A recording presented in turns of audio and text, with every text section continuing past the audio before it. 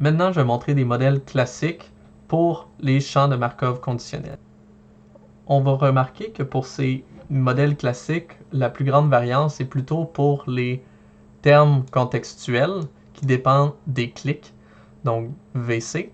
Dans ce cas-ci du modèle de Ising, il va être écrit comme V de ST, qui sont simplement l'interaction entre un site S et T, donc S et son voisin, qui va être moins bêta si les deux ont la même classe, et bêta sinon.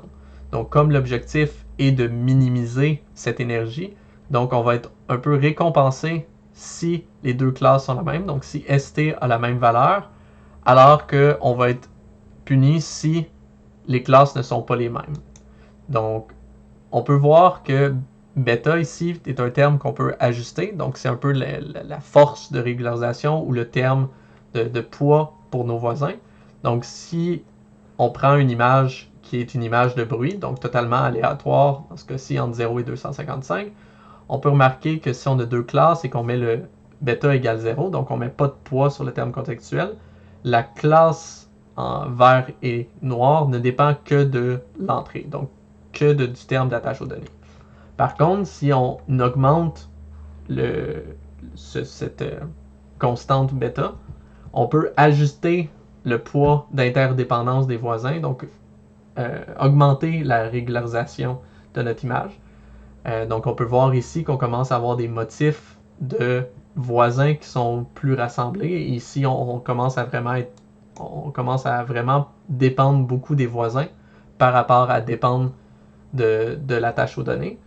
Et quand le bêta est très grand, donc par rapport à nos valeurs, quand ce bêta-là est très grand, ben, ça fait qu'on va vraiment vouloir que nos classes soient groupées ensemble. Donc ici, on peut voir que on a deux classes et simplement que toute l'image va être séparée en deux classes où les classes ont une forte régularisation sur les voisins, ce qui fait qu'on a une frontière, on va dire, fermée entre les deux pour minimiser l'énergie. Le modèle de Potts est simplement une généralisation du modèle de Ising à plusieurs classes. Donc, on utilise la même notation V de ST, qui est égale à moins bêta si les deux classes sont les mêmes, et bêta sinon. La seule différence ici, c'est qu'on va avoir, dans cet exemple-ci, 3 classes. Mais on peut également utiliser plusieurs régularisations. Donc, si on veut différents termes entre les différentes classes, donc si on connaîtrait que, par exemple, une certaine classe ne peut pas être voisine avec une autre. Par exemple, on peut dire que la classe 0 avec la classe 2, donc la matrice est symétrique, mais si la classe 0 et la classe 2 ne devraient jamais être en contact, dans le fond, on va mettre une valeur très, très élevée. Par contre, si deux classes peuvent être une à côté de l'autre, comme 0 ou 1, on pourrait baisser la valeur ou simplement la mettre à 0 si on veut pas ou si on remarque qu'il n'y a pas de problème à ce que ces deux classes-là soient adjacentes.